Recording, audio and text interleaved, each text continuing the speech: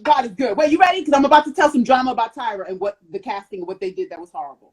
I have waited for years, and I'm choosing to do this on this show. Everybody go.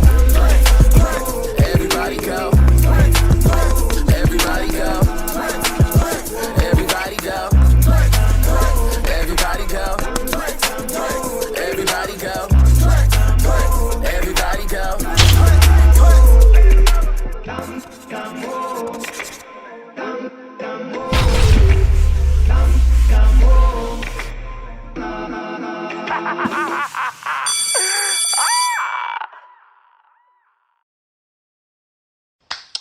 Look who the fuck is on time today. I need a gift. I need a shout out. I'm sorry, my contact is doing something strange. Can you wait it for me? Look who's on time today! Listen, I am so excited because I just love Top Model. And when I be uploading this video and I be putting it on YouTube, y'all be giving me a lot like I'm some fucking interviewer. I am Oliver Twixt. I am a hip-hop artist and a content creator. And it just so happened that Top Model just so happened to be my #2 favorite show of all time. Nothing will ever be charmed. And then a bitch already had a little piece of platform where I could be asking the girls the questions. She could be asking the girls the questions. And then I was like, you know what? Let me share it to my little piece of platform with my little people. I'm going to show me asking the girls the little questions. And of course, glory to God, more people have joined. But y'all giving me a whole lot. Y'all giving me a lot. Y'all giving me a lot. Oliver, can you show the photo? No. Oliver, no, listen, this is me having fun. This is me being nosy. This is me living out my stand dreams. My stand dreams that I am electing to share with you all. So please don't give me too much heat. Because I'll just go live with these bitches by myself and me and them will kiki it up and y'all won't have shit.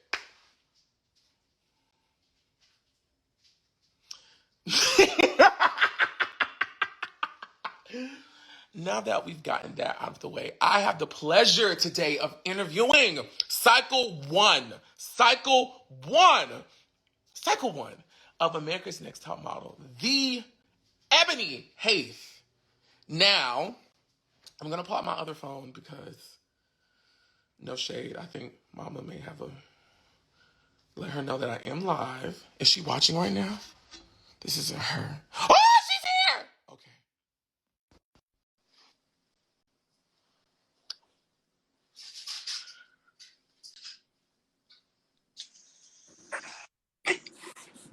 Let me back up. Back it on up. Back it up. Ebony, how are you? I'm great. So happy to meet you. I'm so happy to meet you as well. I wish I can just crawl through the screen and just give you a big, gigantic hug. Something tells me the universe will have us meeting soon.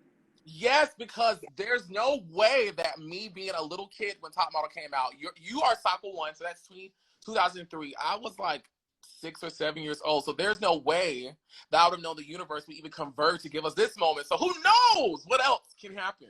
Exactly. I love that. Absolutely true. Absolutely true.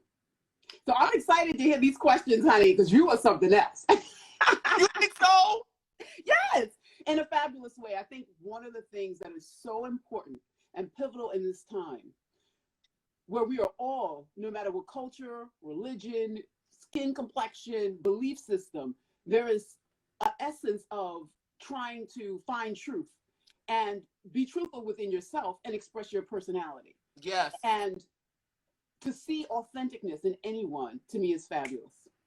And you know what? You have yourself to thank because, like I told every girl who comes on my live, Top Model was a show where me as a young Black queer, I was able to find my identity. I was able to find a physical representation of the things that was going on in my brains, the creatives that was going on in my brains, the expressions that was going on in my brains. So I stood and still stand 10 toes down for Top Model for being that show for me. And you, Miss Ebony, are part of the inaugural class that brought this pop culture phenomenon. That was good. A bitch need to hire me for E! News Hollywood because the way I just freestyled that.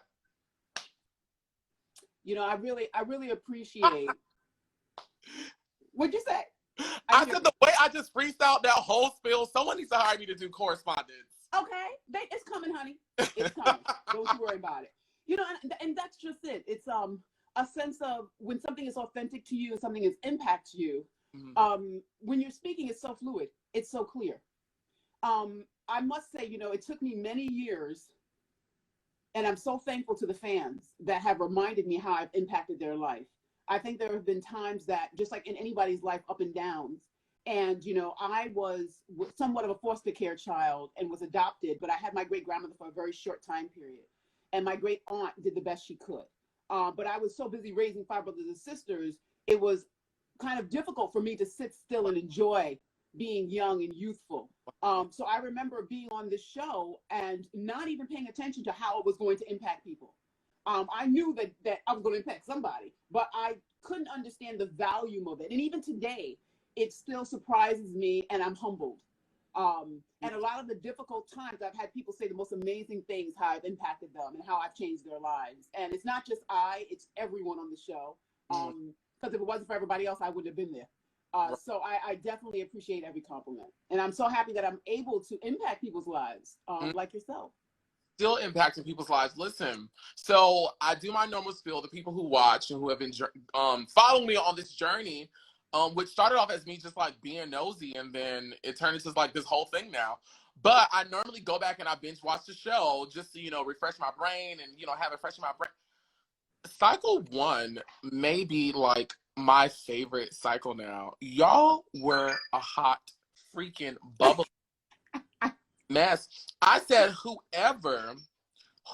freaking ever did the casting for this show? I just had to disconnect my speaker. Whoever did the casting for Cycle 1 needs $1 million check. Yeah. You know, what I could tell you kind of secretly in my mind when my partner at the time, who's my best friend. Still to this day? Yes, everything. Let me tell you something. Right? You don't know who you dealing with, honey. Let me tell you something. I knew if I was going to be a public figure, I had to make sure to have a strong presence beside me. So, right? Just for the thing. Go ahead. I'm sorry. The one is this the girl who came to the house? Yes. Karen. Yes, amazing woman. She is every bit of my best friend and has, you know, walked with me on this journey. You know, and if it wasn't for her, I wouldn't have been on the show. I was in the process of stopping modeling. I had, you know, walked around to every modeling agency before America's Next Top Model. I had so many amazing, crazy experiences that I'm going to put hopefully in my book one day. But I was having amazing experiences, and people kept telling me that I was beautiful, but I kept hearing there's no place for you. Oh, you're so beautiful, but we just don't have a place. From elite to forward. And I started to say to myself, well, you know what? I know that people need me. And if the modeling world can't figure it out, well, then maybe God wants me to be a different image of beauty. Maybe that's not a part of the journey. And here comes my, at the time period, great friend and partner. And she was like, girl, there's a show that Tyra Banks is doing. And the thing is, I actually didn't know anything really about Tyra Banks. I knew she was a model, but what made me pay attention to her was when she had an issue with Revlon and was getting ready to sue because they wanted her to be so small to the point that it was unhealthy for her. And I watched her fight that. And that was all I really knew about Tyra Banks. And I had admired that.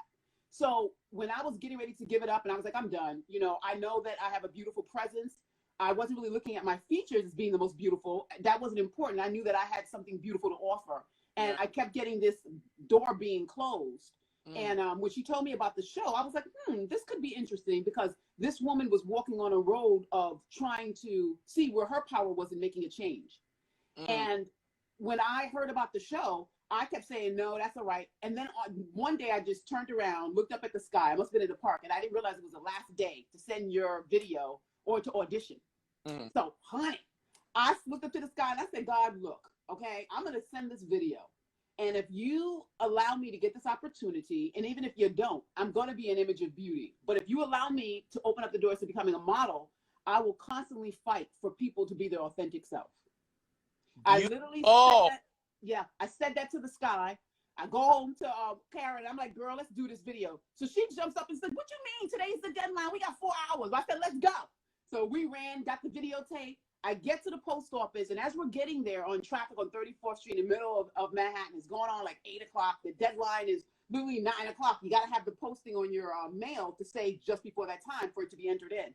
We get to the post office. Why the post office is closed on 34th Street?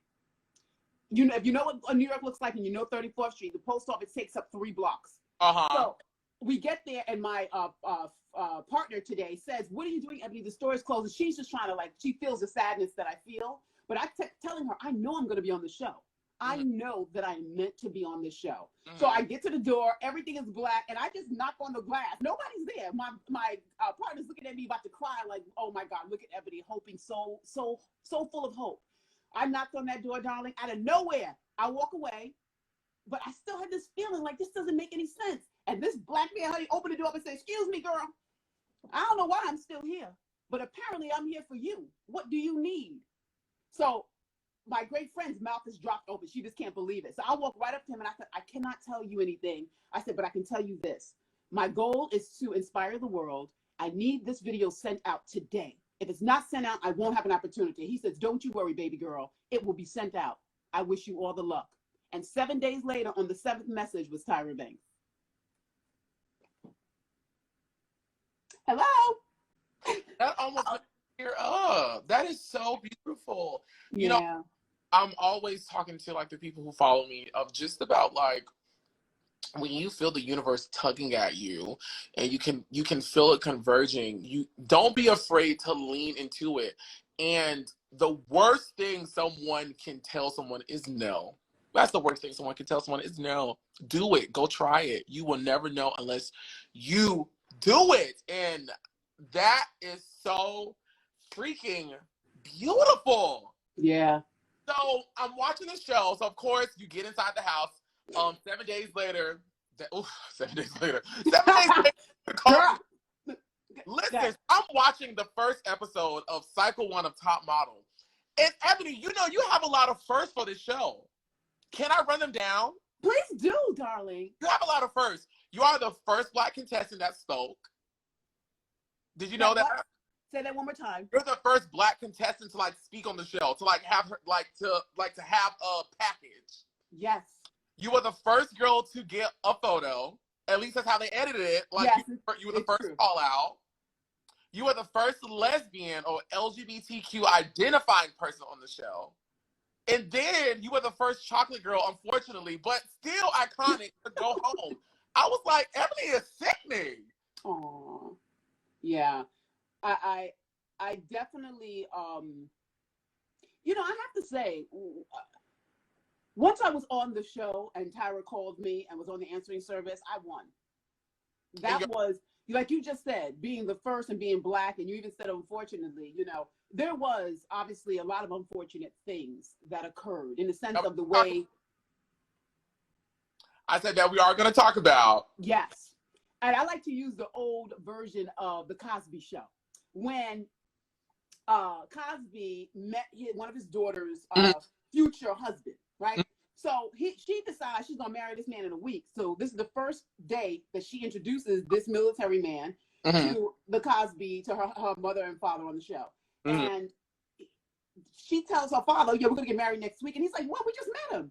So she assumes that they're going to love him anyway. They get to know him. He stays for the week. At the end, he tells Mr. Cosby and says, "You know, I'd like to marry your daughter.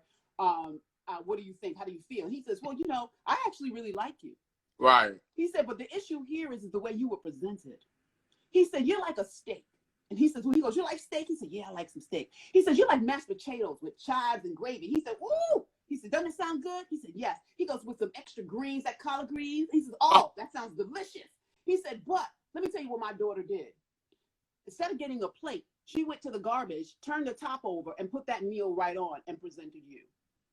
So my point in saying that is, you know, a lot of times our struggle, we forget that sometimes the way we're presented through ignorance could be racism. It could be just the sense of you're not wanting to be the people that are in your community or your job or your boss doesn't want to choose you for this opportunity. Mm-hmm. The goal is for you to do the best you can do.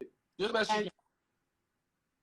Yes, I'm hoping you can hear me. And I can. Okay. And one of the things that I recognized was I knew going on that show that I was going to have to deal with a variety of things. Mm-hmm. But all I can care about is the way I present myself. And I think that that was really important because once I went through the experience, I felt that I was already aware my great-grandmother did an amazing job of preparing me of being a woman and then being a Black woman. Yes. So I definitely don't think I was shocked by anything that happened. I think what I had to heal and deal with was the disappointment that I had thought I was going to find this big, new world of wisdom, and not recognizing that I was the wise one. You know what? Watching the show, I could really feel like, now, don't get me wrong. I would not be doing my job if I wasn't honest. Miss Ebony, the way you were presented on the show, it was at times a lot. But me being who I am, having the experiences I have and the knowledge I have, I was like, I really think Ebony was just like ahead of her time, and like just like the way she viewed the world and just who she was. I just probably think it was too much for that moment and those people in that time. Do you agree? Absolutely. And that's why I said, now I'm going to really break it down, y'all. So when I got called, and I remember like my great friend picking up the phone, and I told her before she even checked the messages, I said, Tyra's the 7th message. I was born on 7s. So everything in my life, I was eliminated the 7th girl in the Mertub model. Mm-hmm. And a lot of times in my journey, though that number is very crucial. So my point is, I remember thinking to myself that as soon as I heard Tyra Banks on the answering service, they're not even ready for me. And oh, absolutely. I giggled when I got on the plane, when I got to the finals and final 10. Every day I just giggled and said, oh, Lord Jesus, these people do not know. And they knew. As soon as they saw my face, they knew, uh-oh. She's going to come tear it up. Okay. And because at the end of the day, I thought, and this is where my youth came in, I thought, and I think a lot of us think that when we think about being actresses, models, singers, in this field, that drama, that energy, that, competition in a sense is something that people gravitate to. Yeah. They want to see that type of drama. And I wanted to create healthy drama. Go ahead. No, ignore me. Okay. I wanted to create like a healthy drama. Uh-huh. And I knew, because one of the first situations that I want you to ask all the questions you want. And please do not be fearful. You can give me your opinion. I think that sometimes, and I'm very thankful that people have given me such positive feedback and have told me that I've inspired them, admired them. But I'm still growing. I'm still young. I still have so much to learn. There was a time period where I had to erase everybody's opinions. And I think a lot of times people became afraid to really speak their mind around me, even on the show. Because like you said, there was something about myself that was beyond the time. It was clear that I wasn't going to just be anything on the show. Mm-hmm. I knew that my beauty, my presence was needed. And even when we think about Trump, we think about people being so desperate that they're looking for people that are real, that we're not paying attention to all of the aspects of the job titles that we want to hire people for, the character, the personality, the standards that we stand for. And I remember going on the show thinking to myself, this was so important to me and to the elders that surrounded me, because my mother was part of segregation. My great-grandmother passed away the same month I was eliminated, and she was almost 100 years old. So for her to live and to see me be on a national show, and it's America is saying that I'm beautiful, so this wasn't to me just about Tyra and the dreams that we all had. This to me was about, oh my God, my ancestors, look what I can do now. I can be beautiful. I can fight for this. I don't have to, deal with what my ancestors went through. So being on that show, even though I knew I'm probably losing a lot of money, I'm probably gonna maybe be blocked, or maybe you're going to be mispresented. I knew that at the end of the day, what my ancestors have done, and what my great-grandmother coming to Harlem with a first grade education, owning a first beauty salon in 1920s in New York, in Harlem, there was no possible way that I can disrespect myself or my people or all of us. As white Americans, Jewish Americans, I'm an American and I'm proud of it. And I want to be the most beautiful energy, especially being chosen to represent New York. So I think for myself, I was so wrapped up in that I already won. And everything else that happened was the growing experience. And I'm so thankful that I had these elders to prepare me, because I think that if you didn't have that, my God, striving and searching to love yourself without support is very difficult. So hit me with the questions. Miss Ebony, I don't know what I should be feeling right now, but I'm feeling it all. Oh, that was so beautiful. That was so beautiful. All right, it's time to be messy. Now listen. Get it? I like to give this disclaimer. I'm looking at the question, so if you see me glancing down, it's probably me trying to read the question so it can come as fluid as possible. So listen, Miss Ebony. These are questions from YouTube. Okay. Shannon Alexander wants to know, ask her about Robynne. Wasn't Robynne putting on, I guess they mean to say, was Robynne putting on for the cameras, overdoing how Christian she was? She kept trying to use that against her, I'm assuming you, and it didn't come off as authentic. Before you answer, I just want to say, I was rewatching it, of course. Robynne was stunning. Say it, brother. Oh, thank you. And I think I remember like Adrienne or someone doing interviews around that time saying they thought Robynne was going to win. Robynne was stunning. Let me tell you something. She was so beautiful. I'm going to tell you, this is what I thought. I thought it was between me, Adrienne, and Robynne. Robynne was... Not Adrienne, I'm sorry. I don't mean to say that. Love you, Adrienne. Elyse. I thought it would be between, because I looked at it from the aspect of what the modeling career and structure already was and what it was trying to become. So I wasn't sure, were they ready for a woman of my stature and my presence? Or are we ready for our hips of goddess and power? Or are we looking for another image, which is still the lean supermodel, but Elyse was also half Mexican. And that's amazing to see that, because we forget that there were tribes of Mexicans that were 6 foot tall. Yes. But moving on, so those three, and I agree. I absolutely thought out of the three of us, in my mind, to me, we were the 3 finalists. And when you talk about Robynne, don't forget I'm a lesbian. Okay, so half of the things these girls are thinking about, I'm not thinking about competition. That's not part of my energy as a woman. I'm sorry. I'm sorry. I have a rude doggy. Everyone knows. I'm sorry. Cookie. He's trying to get involved. That's all. And she gets really excited sometimes, and I have to curse her out and say, "Shut the up." So quiet. I'm sorry. Go ahead. We won't have this issue again. That's okay. But but Robynne, you're absolutely right about that. Robynne was flawless, absolutely beautiful. Beautiful. And what I loved about her, and I thought was really important, was I think that a lot of times, especially in our culture, and I say this because it's something that all of us are dealing with, who are body morphoses, but to think that you can be full figured and have flawless skin. And, a lot of the delusion is that if you gain too much weight, you're going to have cellulite, going to look like this. And we forget the different images in our culture of so many different sizes and shapes that are absolutely divine. And I remember, and I'm going to let you ask some more questions, because I'm going to tell you exactly at the end what exactly some juicy that happened with me and Robynne. But I will definitely tell you this. They got to a point where when I was on the show, when you guys heard me speak, I was on that show for about almost 3 months, right? Altogether. And you guys got 4 hours out of the 3 months. Oh, wow. I barely spoke on that show because I knew the girls had a different life experience than myself. I already knew I was a little beyond in my life experience and beyond my time. So half of the time when you guys saw me speak, I just took off my headphones and I had to respond because situations were created. But I was very good with being on my own, smiling at the girls and not even speaking. So with Robynne kind of took the mother hen. But she didn't treat me like a mother hen because, as sisters, she already know I'm a powerhouse. Right. So she kind of just, worked around the other girls.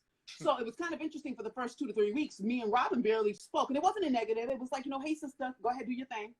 And then all of a suddenly with Elyse and the religion, and I think just spiritually, the universe needed us to connect because I started to protect Elyse. And that's kind of how I got entwined into Robynne. Gotcha. And then obviously the show asked me to ask the girls and tell them that I was gay, because I would have to ask them to invite my girlfriend over. And so Robynne was shocked. I think that Robynne had, loved everything, the energy I was bringing, but as her religious belief system, little things started knocking her down. Why am I protecting all the girls? Why am I, and it was funny because it was even an episode where she got tired of me listening to my music all the time. And she went to ask me what am I listening to. So I put my headphones on and it was gospel house. So she was shocked, honey. But moving on, I definitely agree with you. I think that not only was she beautiful, not only did she already have her own business, not only did her family have a variety at that time period of daycares, this young lady had so many positive things that could have been shown. But I absolutely agree with you. I think the religious, and she was a very religious person, she from the South. But I think that I tried to warn her, but I don't think she was able to pay attention to that because of the fear of the racism we started to notice was happening. And I think that, go ahead. Like what? Okay, what? So I'll use the first example. One example is going to the beauty salon. So we're going to Tyra Banks pays for us to all get a makeover. I think everybody remembers that. And when we get ready to go to get a makeover, I'm all excited because they know a lot of my life. I don't know if I told them. I think I did, but I don't know if Tyra went and told all the judges that I grew up in a beauty salon. So any hairstyle I can do myself. And like my hair is done and I do it on my own usually. So as I'm watching the process when we get to the salon and I'm starting to see the makeovers happen, I already know that 2 of the girls are about to be jacked up. Because I grew up in a beauty salon. So y'all don't even know. Even though they jacking me up. And we'll go into what they did to me. But when it came to Robynne and talking about the ignorance, each one of us, from Kizzy to myself to Robynne, it creeped up in different ways. And it creeped up loud. It wasn't a whisper or quiet. It was very much, bam, here you go. And I think that people got to see a lot about myself, but we'll talk about that. So going back a little bit into Robynne, I knew her hair was about to turn green, honey.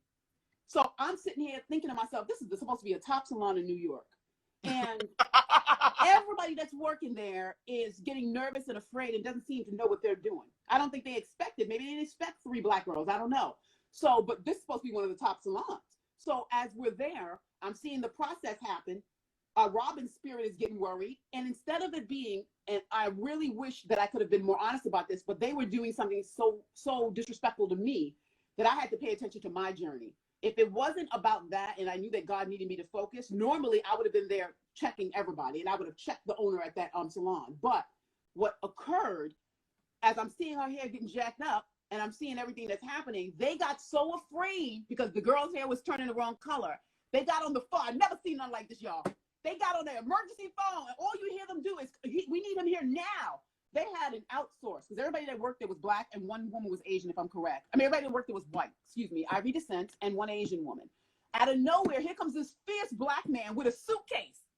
Okay, barbershop, everything. He had this beautiful suitcase coming in. And he said, I'm here. He comes in, grabs Robynne, fixes the hot mess, fixes Kizzy, and he comes over to me. They already gave me the haircut. I look jacked up. I got 3 bald spots in my head. And I don't know if people remember when the stylists were getting ready to use the clipper, I only had what people would call the original Rihanna, when she shaved her hair on the sides. I had long hair in front and my hair was shaved on the sides. I would comb it back sometimes in finger waves or just back. And when I'm there, Tyra, just as we're getting a makeover, she says, oh, we're going to make you bald, Ebony. So I'm like, okay, I'm doing the acting fabulous, fierce, So I'm thinking this is so simple. I'm the only one that's not going to get jacked up. All you got to do is get a clipper, put it on 1, and 1, 2, 3. Very simple. I don't know anyone in any school from Aveda. I don't know what school these stylists went to. And I'm not disrespecting you because I'm about love, but sometimes we just have to tell the truth. I was so disappointed. And I was so saddened because the world might look at it as being Robynne is being childish. Why is Kizzy looking funny? What's wrong with Ebony? And what we're dealing with is racism. What we're dealing with is a sense of ignorance. Now people go, oh, what do you mean racism? Maybe they just didn't know. No. When you have a school and you train people on working on hair in America, come on, guys, what is that? So here I am sitting there and I got 3 people with 3 clippers. And I started thinking that this was a test, like this was a joke. This is not real. It's not possible. And then I started realizing it is real. When I saw that black man run in to fix everybody, and he comes after he does both of the girls, he sits next to me and he's looking at me just like, he's like, honey, what the hell happened to you? How the hell jack me up? And I'm whispering to him because I know that they can hear. I'm always mic'd up so the staff can hear me, but I'm not saying anything that publicly everybody can hear. So I start laughing and I said, he said, yeah, they call me up when it's an emergency. And I said, that's a horrible mess. And I said, but I do understand it. And I said, I'm so thankful. At least they know to call somebody as an outlet. I said, and from there, that was the situation. So Robynne could have been perceived as being full of vanity. She likes things a certain way. No, those tears were real. And she was very afraid of her hair being destroyed. And it's a common thing that happens, not only in the modeling world, not only in the newscasting world. And it's so crazy to say that in 2020, but it's also taught us to do our own hair, to educate ourselves because of so many histories and things that have been taken from us. But I just remind people, you know, if we're getting messed up, it affects every culture. When I'm disrespected, so is the white woman. So is the Asian woman. So, you know, so it's a collective of issues that we need to work on. But I just wanted to be honest with that. So I do think, obviously, you know, she is a attention seeker in a sense, and all of us are being on that show in a sense of trying to express our beauty. But I have to really be honest. That was very scary for all of us. I'm gonna be really honest with you guys. Going to a beauty salon, knowing you're trying to be beautiful and you're in a competition, and your hair to turn green, how would you normally respond? So I just want to give love to Robynne if she's watching. I absolutely understood that.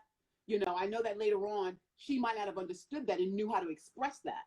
And maybe that's why she called us an albino later on, but we'll go into that later on. But I want to just give her love because I don't think she knew what to say or to do. You know, how do you handle those situations when it's something a continuous in everything that has to do with your beauty? You know, you have to be afraid of, you know? Miss Ebony, so outside of being a musical artist, I am a content creator, and which means I produce people all day, you know, whether it's, you know, in video, photos, whatever they need, I'm telling them what to do so I can get a certain result. You are a TV producer's dream. I asked one question, and you just went on this whole thing. Girl, you are gold. Oh, you know what? That's how I'm so mad. I'm like, I asked this lady one thing, and I am deep. I don't know where I am deep in the sauce with this shrimp and sausage, and I can get in it. I love it. Listen, next question. Oh my God, I am so fanning out and enjoying this entire moment right now. Like right now. Okay, so Evan Maxwell wants to know, ask Ebony if she always, if she always pronounced Giselle's name as Ginzel on purpose. No, I probably still saying wrong. No, let me tell you. I think that people wait, and let me tell you what, I've said a lot of people, celebrity. I was hosting the news, I got called Sean John. Let me tell you something, honey. See, this is the problem here with this delusion about everybody being like, this is a business where we work 9 to 5. Ginzel. You know, meeting these models, we didn't even introduce ourselves. We, you know, as soon as you get there, you got the cameras in front of you. By the time you get, we were already in the house by the time we actually said, hey, what is your name? Oh, wow. Yeah, so people don't realize, like, even when they were coming up to us as they finally doing the final cut and stuff, and talking to us, you know, we're not remembering, well, who's the third girl? Who's this? So it wasn't as though we got together and were partying and having fun and really getting to know each other. This show was pieced together so fast. And I think because they had very strong characters, each one of us had a unique beauty that really represented New York. I give fabulous kudos to Tyra for that. Uh-huh. We really were, I mean, Ebony from Harlem, who even my African friends don't know where I'm from. My point is, you know, this mixture of a collective of being the American Black girl, which I am. Absolutely. Yeah. And then you have so many representations of beautiful images that Tyra chose as the first 10 girls. And I just am so proud to be a part of that. I absolutely think that in that experience of being able to express yourself and knowing that you're part of that type of team, we were so at a high level of excitement. So it wasn't a sense of sitting down and going, what do you do for your how do you make money, or what else do you want to do? What's your dream? We barely got there. I didn't even get half of the girls' information by the time I was eliminated. You know, it was such high energy of running around, auditioning, and da. So it was an accident. Yeah, and I think that so many other girls, or even like the judges and people, would pronounce it different ways. So I just chose one and kept it going. Sorry. Because I'm a punk, and I love to read, and I know you are a part of the community, and I can tell just talking to you right now, you are one of the girls. And I know when the girls are reading, but want to secretly read, they do certain things. So I didn't know if Ginzel was like a read to Giselle or what it was. So thank you for clearing that up. It is hilarious. Absolutely. Every time you refer to her as Ginzel, me and everybody else in the world screams in laughter. Screams. So the other part of Evan's question is, ask her, how does she feel about being an iconic meme with her fake crying on the show when she was called to be in the house during casting week before memes actually existed? And I'll add that and say, after you finish answering, can you reenact it a little bit in this space right now? Okay, wait. No, like you were fake crying. You were fake. Oh, wait a minute. Wait. Because you have so two. You're right. So wait, you know what? I love that you said that because I'm forgetting the memes. So, first of all, I wasn't fake crying. People, oh my God, I have gotten so many questions on that. So I actually wasn't fake crying, but let me tell you what was really going down in my mind. So actually, what happened was Tyra Banks never looked at me. So when she first came we were in the hotel in LA, and we're all in, I guess it was more like a corporate office. You know how you have the long tables, and a lot of hotels have that where you can rent their spaces. So it's a beautiful long table. All of us are wrapped around it. We know Tyra's coming. And when Tyra came in, I remember she looked at all the girls, but she didn't look at me. And then as we continued on, I noticed that, and it was kind of funny because I noticed that the girls noticed it too. It was almost like everybody was trying to kind of ignore me. And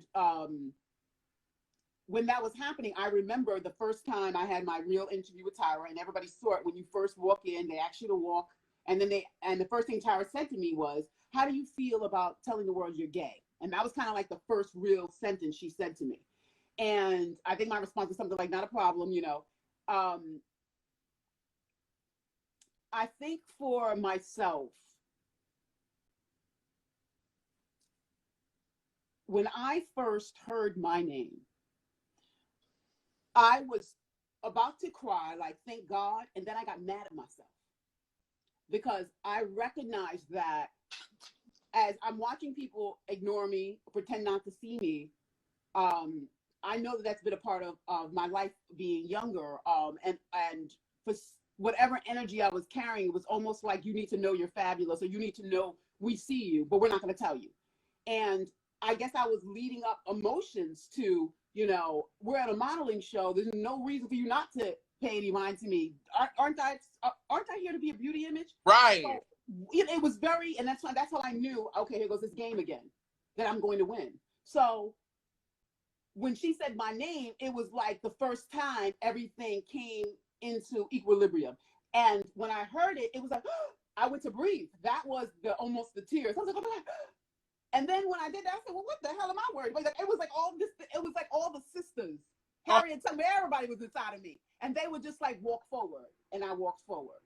So really, it wasn't a fake cry. It was me recognizing, Ebony, there's no need to doubt yourself in any way. I don't need anyone here to validate my beauty. You know, it is what it is. And I'm thankful that I constantly enrich myself with wisdom and change and grow and forgive myself and everybody else so I can keep manifesting this beauty. But that's really what it was. It was kind of like, and I want people to know that, like when I did that, that was, yes, I'm fabulous. And how dare I ask for somebody else to tell me? You are so entertaining. I'm just over here. Please don't think I'm laughing at you. I'm just. No, it's okay. I laugh at myself sometimes. It's okay. You are entertaining. It's just one question, y'all, let's just keep asking one question. Please do. Caroline B wants to know. Ask her to reenact the glance to the camera she did when Robyn was doing that prayer circle thing. Honey, please. I can't wait to do it again. I can't wait to be Are we even go over it? An opportunity, because you just can't do that. Like, it has to be natural. And believe me, I have many life experiences where that look is pivotal. I think it was so funny. I had gotten all these emails that Mary J. Blige, when she had gotten her divorce, I don't know if it was her, but they had did a split image of, you know, how she felt once she was able to move forward. And they had me the walking, you know, and I thought that was fabulous. I love how people use that for reality in a positive way. You know, my whole rolling of the eyes, I give that to Trump. I give that to an energy of anything that needs equilibrium. Something that is so obvious, it does not make healthy sense. And that's really where it comes from. Just like when we use slang, you know, we as in our people and what we've been able to create, it's almost a way of poetry to be able to get to what you're feeling within one word. And for myself, being a very, I'm going to say, expressive person facially, you know, which I've had to learn how to control, because you can read my face very easily. That's my way of speaking. You know, I think we've been abused where, you know, the old energy of needing to smile through pain. And I've had to transfer that because I'm not going to smile through pain. Maybe in my heart, I'll never fall. I always get back up. I surround myself with Uh-huh. love. But when I feel that, you know, I can use laughter, I can use, you know, reality and expression to stop this negative process, then it's fabulous to do. Let's Go right ahead. Let's talk about that moment a little bit. So that whole scene, and I put it in my Insta story last night, is reality TV gold. It's because it's the perfect recipe to take us back to the moment. I believe it was 3 or 4 girls win a prize and they leave the house. They're gone from the house. The Tyra Mail comes to the place. Ebony is the first one to get it. And go ahead. Okay. So correct me when I'm done. So the way it seems, what it looks as if Ebony is the first one to get it. And I'm mixing both being a fan and just knowing how things work. Ebony gets in her confessional and says, if it was, I wouldn't have told the other girls. And then shares that same sentiment with Adrienne, who's very serious about modeling, and then goes and tells everybody else. And then it comes to this whole sit down of Robynne, the holy evangelist, corralling all the girls around, talking to the black lesbian, and everyone is crying and hollering. Robynne breaks out in fucking song, doesn't want to pray. And then when the prayer is done, Ebony says, Robynne, just so everyone knows, I'm always down for prayer, but this is not Bible class, this is a model competition. Cut to next segment. I got my life last night. Yes, honey. And I saw it. I love the fact that you sent me that video. Oh my God. Wait. This right here is so important. I have waited over 19 years. I've been waiting, and I know it's coming. And the universe, I think, has waited until I'm perfectly ready. I have not received really big opportunities after the show.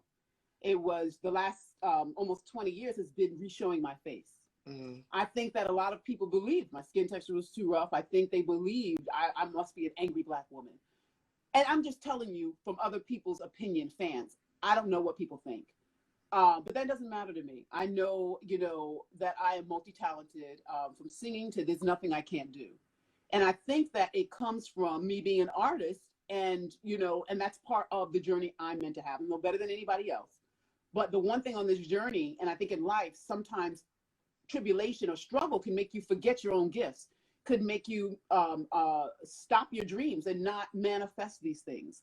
So I didn't allow all the things on America's Top Model or any opportunities that I had in life. And it's been work. And I will hopefully through my journey be able to educate people as an actress, a model, a singer, all the things that I do, host, wherever the universe is going to bring me. Mm-hmm. But I'm going to go back, and there's a reason why I'm saying all of this. The people are in the comments talking about how excellent. God is good. Wait, you ready? Because I'm about to tell some drama about Tyra and what the casting and what they did that was horrible. I have waited for years, and I'm choosing to do this on this show. Boom, bitch. Yes, good day. So, the Tyra Mail. Now, it's so funny how I had one Pacific woman, one of my fans, woke up to me, and this girl, she said she watched the video over almost 1 million times, she said. She said, I needed to dissect every part, because she said, all I saw was beauty walking on there, and every time I heard that you weren't beautiful, but you were beautiful. And I love, because she made me see things that I didn't pay attention to, because mind you, I had not watched my show. I watched it a couple times, like maybe 3 times out of the first couple of years. I haven't watched it since.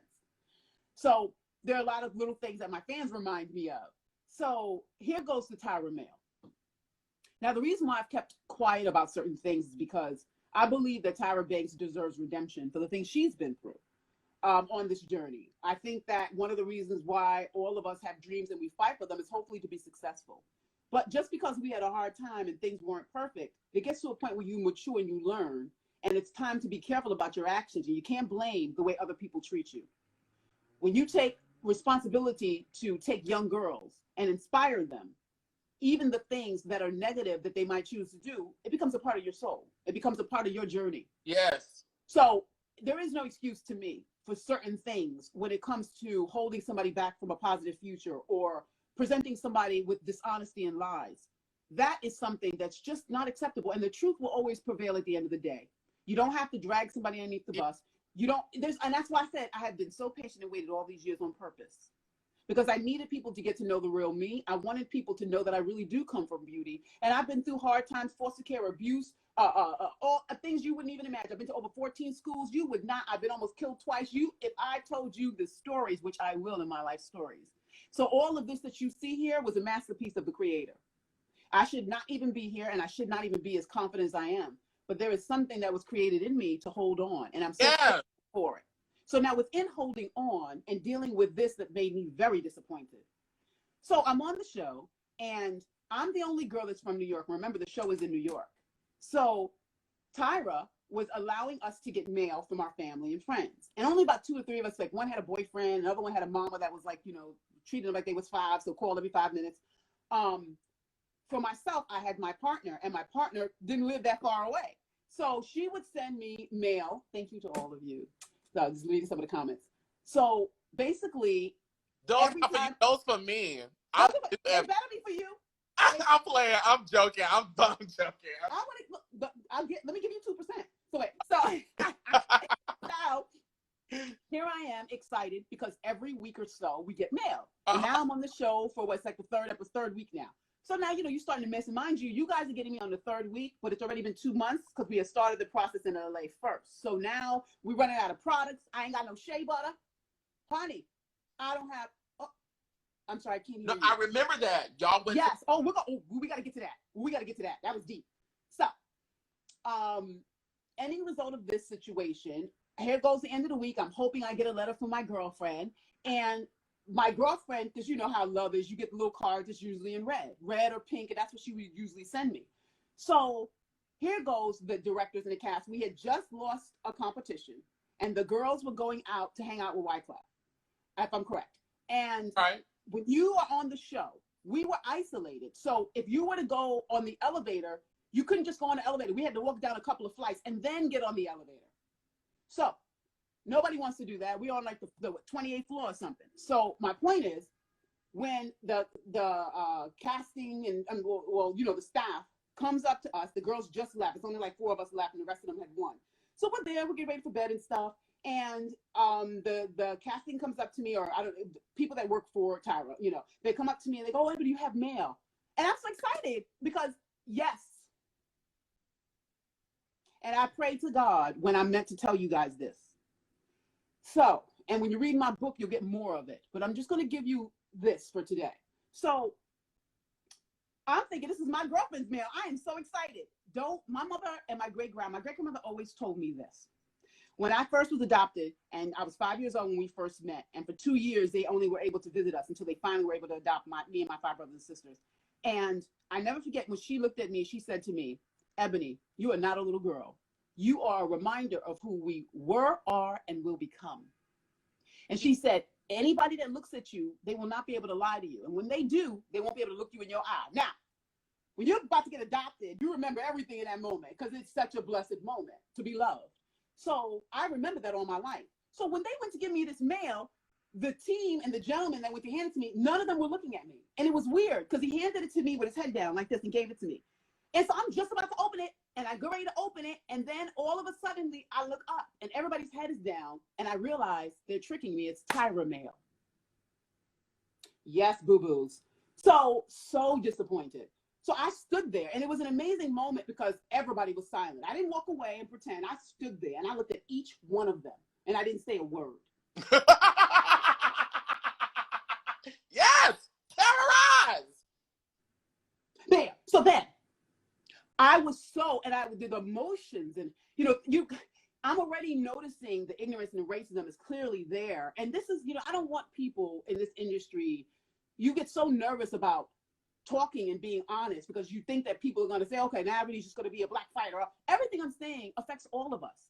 I'm not interested in just fighting for my own people. I'm interested in fighting for us all, period. So when I'm talking about this, I'm talking about being a young girl, having hopes and dreams, being so young that I have to look up to these people, and that's what at that moment made me realize, Ebony, you're great. This is not about you searching. The universe is going to bring you wise people, but right now you need to be on your top game. So when that happened and I froze, that's when you guys hear me go, "Hey girls, Tyra mail is here." So that's what was happening at that moment. And the girls didn't know anything because they did it on purpose by myself. So I go and this is where people got mixed up. So when I go to the girls, I say, yo, girls, Tyra Banks is here. So here comes Robynne. Oh my God, I'm gonna go downstairs to get the girls. So I said, I'm not going downstairs to get the girls. I said, they'll be here tomorrow.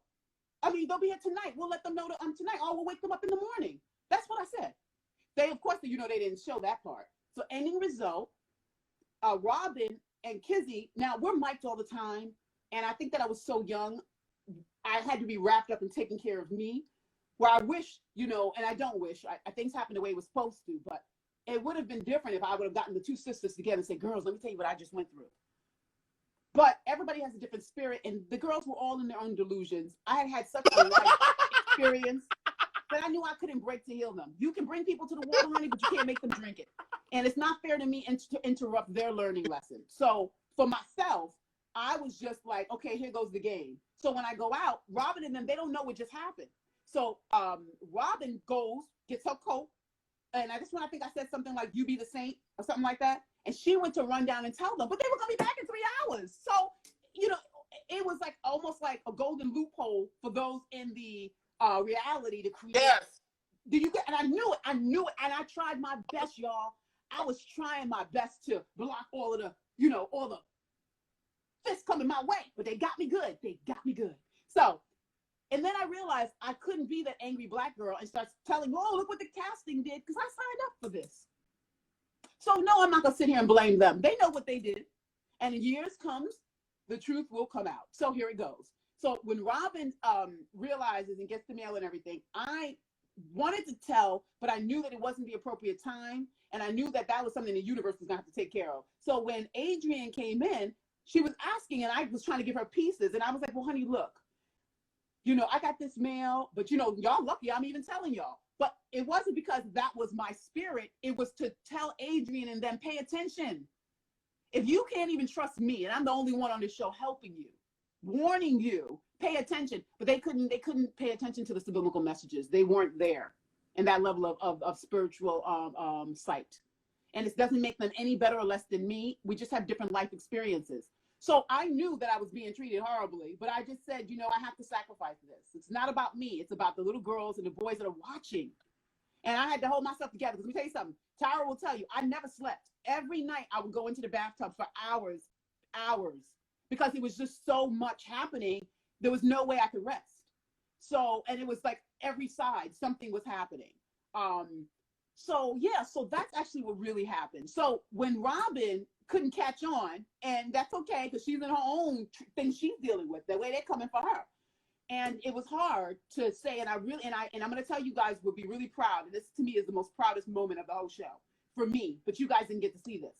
So when Robynne didn't know what was happening and Kizzy didn't know, because now Kizzy is like, oh, good old Ebony, what happened? Child, she was like, oh, Lord, Ebony lied. Oh, Ebony lied. So I'm somewhere want to knock girl, get it together. Come on, girl. Anyway, but I started looking at her subliminally and giving her the black look. She couldn't get it. I was trying to look at them like, do you see? I was trying to muster Harriet. I was trying to Nina Simone. I was channeling. It didn't happen. Anyway, so moving on. Ending result. That's why Kizzy and Robynne were so shocked and didn't understand. So the problem here was Robynne took it on a tantrum somewhere. I don't know where she was going. Love you. I love her. I will do anything for her as I grow in success. But my point is, so here goes the next day. I'm thinking this is over with. I'm on the healing mode of, okay, I'm not here because people think I'm really beautiful. I'm not here because they really see potential. This is where I was thinking at the time. I said, I realized that I'm just this black girl. And I couldn't understand that because I know I'm fabulous and God is good. And I'm like, even if they're not able to see me clearly, because when you're not filled with truth and abundance and you're not doing something that's going to project complete joy and love, and that's what I represent, then you're not going to see me clearly. I won't be as pretty. It's like Ku Klux Klan. I'm the ugliest thing they've ever seen. You know what I'm saying? You can't make people see what you want them to see. All you can do is see what you want to see in yourself and let that shine. So here I am, and waking up in the morning, I got myself together. I'm smiling at the staff because half of them are young and half of them are interns. They don't even know what's about to happen with their spirit. And I knew they're about to be on a journey. Because anything that happens to any of us, all of you spiritually have to pay for this. Moving on. So here I am the next morning feeling fly. Y'all saw me with my leather coat on. I had my collar up, y'all. like Black Panther. What was? I was hoping y'all would have seen. Did you see that? You gotta go back and look. I was sitting on that couch high up like this. I had my black collar up, and I was giving all of y'all Black Panther time. Y'all missed it. So anyway, so here I am sitting down, and I was very surprised. I didn't expect Robynne to start singing some hymns. Yes, I knew what was going on. So all of a sudden, I guess they had called a meeting. So I get there, and Robynne was like, so I just want to talk to you guys, and I'm shocked. So all the girls are asking me questions, but as I'm talking, they're cutting me off. So you guys might look at it, and even Elyse was saying, oh, she's going on a tangent. First of all, I barely even speak, but I'm not going to deal with this type of ignorance and not speak. But you know how it goes when you're a powerful presence. Sometimes people get nervous and intimidated by that. So the girls, you'll see them, they get real quiet. They're all like this, because Robynne is trying to do this whole thing, and me and her are the only powerhouses in here. So ending result, I don't know where the singing came from, but I realized at that moment that I couldn't help these girls. That wasn't the point. The point of me was just to be myself. So as she started, and this is the part that's going to make you guys really happy, especially as brothers and sisters. Ending result, she starts to sing, and I'm just somewhere like, girl, what are you doing? Excellent. Excellent. Yes.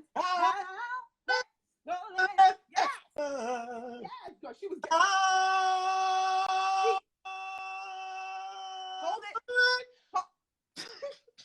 Yes. Robynne, So wait. I just want to let everyone know that I'm always down for prayer and holding hands with Robynne. This is not Bible class. This is a competition. This is not a retreat. This is not a sorority. Wait. And the thing that was so beautiful was once that happened, in my mind, the only thing I'm thinking about is these girls are crazy and I need to get the hell out of here. That's what I would think. I was like, I wonder if anybody else is watching me right now and going, girl, run. But I couldn't run because you have to be with these girls, sewn to them 24/7. So in this moment, I was just like, this is gold TV right now. I remember even before the show aired and we were just getting to know each other, I remember telling all the producers, we are going to be gold, honey, because it's no way of this not being fabulous. Now, this is the ending part of that. So even though Robynne didn't know what was happening, Kizzy didn't know, they thought I had stole the mail, honey. I had forgotten I was Ebony. Lost myself in the sauce, y'all. So for no money. But anyway, so they're singing, they're doing their thing. But I want to tell you what happened at the end. Please. So when you guys see me go, it's not sorority, whatever. All the girls, they're walking out, right? Well, I looked at everybody and I said, give me a minute. And I said, Robynne, come here. I dragged her right in that bathroom. And I wish they would have publicized this. And I told her, I said, sweetie, we are sisters on this show. Oh, they want that. Of course not. So, but I have to say it because I want people to know I really do love Robynne. And there was so many great things about her. And it really saddened me that it became this whole religious, a thing. And then it became, I'm the devil because I'm gay. And it went into this place that was not needed. And it became sad because I felt like it took away our moment of being two positive, strong, beautiful images of American Black girls. Black girl. And yes, and I just needed to check her. And even if I checked her and that would help her in her future, forget the show. So when I pulled her, I said, girl, we are two sisters in here. And the last thing we need is to be fighting each other. I said, so we need to get it together right now. She agreed. We looked at each other and walked off. And that was the last time you guys saw any issue with us. So let me ask you this. In these chats that I've been doing with the Top Model Girls, and just to let everyone know, I am trying to get every cycle covered. I'm trying to get every cycle covered, and I have some confirmed cycles coming up that I will be announcing. Y'all know how I do. I asked everyone the same question. Jay in his Jay's chats hasn't been very shy about saying how production kind of infringed on the reality of the moment, or how things that were happening in production from people higher up, such as Ken Mok, other people that we didn't see, casting directors, how it influenced what we saw on the TV screen. I ask you now, Ebony Haith, cycle 1 of America's Next Top Model, the genesis of it, can you talk to us about some of the things that happened with production, from production, with you or other girls that maybe the people don't know about, that kind of influence something negatively that we saw?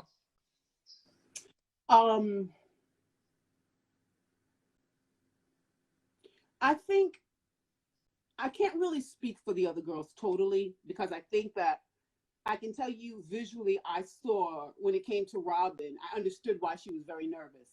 I think that maybe consciously she wasn't aware of it. I think that every girl had a variety of different situations that was thrown to them that could impact their lives. And I think that the producers and the directors were very clever.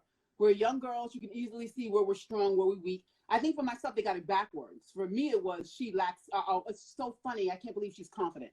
You know, these are things that I would get told. It was always a sense of anger towards my beauty. It wasn't a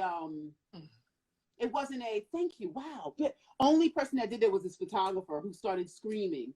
And he was the first photographer where we had just started working out, and it was when I had the bathing suit on. And I never forget this man running through with his camera. And at this time, he was one of the top photographers. And he said, "This girl is divine. Why don't you bring me models like her? You know, I don't ever get to see girls like this." And that for me was such a blessing because I needed to hear that positivity. And I could tell you that for myself and how it was influencing me, it was really about what they wanted to achieve. And I had to recognize that this was not just a show and my own little dream, you know, that it was a collective of dreams. And I think that's the part that became disappointing, that at the end of the day, it was about money and ratings. And it was creating a false sense of truth. But I think that's what's so beautiful about reality. Reality TV show gave people the understanding that we have the power to touch the button and turn on the TV. Right. We have the power, you know, to choose who we admire, who we love. Mm-hmm. I was on that show, as I told you, it's been almost 20 years and I still can't walk down the street. So even though I've had interviews and auditions, and I remember, never forget this producer saying, "Well, I don't know, you know, I wonder how her ratings and market is," and everybody started laughing. And I'm just sitting there saying to myself, "Well, I am entertaining, don't you think?" But my point is, it was a and in my journey, it's been this consistent issue of constantly needing to conform into something that's not even marketable any longer. So I can definitely say that. Can I say that everything was real in a reality show? For me, it was all real. The projection and the way it created it, I think there was a lot of times that was dishonest. I think the biggest thing that I dealt with on the show, and I'm sorry, you know, I know once I write the book, I think I'm going to come out and sit and think with other things. I know it's very important and juicy. Yeah. But I think that, you know, even like Elyse, it was very dangerous for the directors and the producers to handle the situation with her eating habit. Let me tell you something. There was even a situation with myself where she became desperate and kind of needed my help. And I felt so bad when we went to that pizza spot. First of all, what mom was about to get some pizza? Stop the crap. You cannot be a size 0 eating pizza 24/7. Oh, I just wanted to grab them up, bringing us to all these places to eat. It's not realistic. You know, I am almost 50. Let it go, y'all. I will always be young. Moving on. My point is, to hold on to this beauty and to be able to resonate my full self, you do have to have balance. I'm not saying you can't have pizza, you can't have this, but it just wasn't reality. Here goes Elyse knowing daggone well she can't be the size because she has to be even smaller than me in her realm. So we get to the pizza spot and she's been waiting all day to eat. And I could see the fear. And I said to her, "You know what? And this is because I'm a healer." And I walked up to her and I said, "Girl, they got some oatmeal here, girl. They got some bananas and apples. Let's get that." I felt so bad when they talked about her and portrayed it as though, "Oh, here goes anorexic. We go to the pizza spot. She gets oatmeal." Absolutely, she gets oatmeal. That's what you call a supermodel. And I cried about that. Like, oh man, Elyse. Yeah. Oh, there's a lot, honey. I'm not giving you nothing. I'm not even giving you the tea bag. Not even giving you the tea bag. Well, my hoping so. Drop it just a little bit. Just drop it. You don't have to put it all the way in my throat, but you can put it on my tongue. Drop it just a little bit. Just a little bit. So I'll use one other example about how when you guiding people into being full of fear, how we make decisions that can totally affect us. Like there was a situation with dieting, right? And there was a specific way of dieting to lose weight really fast. And I prefer to be an athlete and to work out and to earn it. That's my Your way. body beautiful. Thank you. It's work and love. So any result, I think Elyse got so nervous and so scared that there was a situation where they were about to create, oh, here goes this anorexia. And they had started saying that I was anorexic and that I had teas and I had all of this stuff. And they didn't show this, but I got furious. And when I get furious, it's always lovely, y'all. So here I am coming out and I hear this gossip. And I'm like, first of all, I got 80 things against me right now. Y'all are not about to tell the world that I'm anorexic. It's not happening. I've worked hard. I'm not perfect. We've all binged. We've all starved. Every human being has done that. But thank God I have never gone far, and I'm not part of that whole story. I've dabbled, and I'll tell you more about that in my book and in the life journey. But I come out, and they were about to do like this episode of me being anorexic doing teas. And I knew who these products belonged to. So, and the reason why I wasn't worried about Elyse is because she's a doctor. She knows exactly what she's doing. She got all the tools to be able to protect herself if that becomes a issue for her spirit. So I ran right to her like a bullet. And I guess she fell against the wall. And I just looked her deep in her eyes and I said, don't you ever get me involved in this. These teas and this stuff is not mine. So you handle it. And I moved back real slow. You know, they get scared with a black girl get mad. I moved back real slow. Then I walked off like a swan. Yes, they crazy. Ebony, yeah. You are an experience. Every day. Whoever were the producers during this time, I know they absolutely love to see you come and hated to see you go because. Oh, you think so? And y'all, I asked one question and she has taken us to the mountain, to the. Because you deserve it. You have to give each other more, honey. Listen, I'm only going to take about 20 more minutes of your time. Oh, let's totally try to skip through these questions very fast, but okay, let's do it. All right, y'all. So let's. Okay, so I thought this question was really, really, really good, and it came up in a recent live that Shannon and Adrienne did talking about Top Model, where Shannon was like, because Shannon was edited as one of the holy girls. She was a virgin. And in the show, it seemed like she didn't really accept you being gay and your girlfriend being there. But she said in her live that, like, she was like, I didn't have no problem with it. She was like, I spoke to her. I said hi to the girlfriend. She was like, I don't have no problem with Ebony. Can you reveal some light about that? Well, I'm going to give you a short version because I want to answer all these questions. You know the thing that was interesting? I have talked online to Adrienne and one or two other girls, and thank God for that. They have been so blessed. Half of the other girls, Shannon as well, when we ran into each other, I was working at Equinox, okay? And I just swiped an Iman. Anyway, so, feeling myself. So as she walks in, she acts like she don't remember me. And move it on. I'm kidding. So she walks in, and I'm so enthralled, like, look at her, honey. Yes. You know, she's giving it. Yes. And people are staring at the both of us. And she's walking in trying to, you know, with her hat on, and we all notice her. Out of nowhere, here come the girls. And this must have been about 8 years later. And I have not seen any of them. I haven't heard. I literally started talking to the girls, 3 of them a year ago. So, because, you know, we needed time, and I wanted, you know, to let time manifest and heal and all that. So I never forget, I'm there, and here comes Shannon, 2 other girls, doesn't matter who it is, but you brought up her. They don't walk up to me and say hello. They walk up to me and go, Ebony, people said we were mean to you. We weren't mean to you. So I think that's why I said it takes time for us to grow and to mature. I'm going to say this. Remember when I told you that I pulled Robynne into the bathroom and we had that conversation? That did change the whole energy. So I can't tell you authentically what they both thought about my sexuality afterwards. I can definitely tell you that out of all the girls, when my girlfriend came, first of all, my friend is beautiful, dazzling beautiful. And I think seeing 2 beautiful women, especially when it comes to Black women, just because we've had to hide and protect ourselves. We got to keep it real. You know, I specifically show up everywhere. I remember when I was homeless in shelters 2 to 3 times after being on American Top Model, and never being afraid to show my face. And people going, this is girl on the bus, is she up in here? And I'm like, yes, good day. And all of that energy and pride, you can't demand somebody else to have that quality of confidence or that faith that it will get better. So what I did recognize on the show was I think I had changed the vibration. Okay. And I think that they also were really shocked that she was so beautiful. I think for them, it was like, oh my God, like a museum. Oh my God, I need to see what's going on. So I can't say that, but I can give props to Shannon and Robynne, and they did come out and they introduced themselves. When she came, she sat on the couch. They came out, and I was very proud of them for doing that. Oh, beautiful. That's very nice. Yeah. Mm-hmm. So another question I have, the Daniel Mendez, who always asks great questions. Daniel, I love you wherever you are in this world. Hi, Daniel. He asked, this is on YouTube, he asked, when she was eliminated, did she go home or did she have to stay in a hotel? Child. Oh, it was so sad. It was so sad, guys.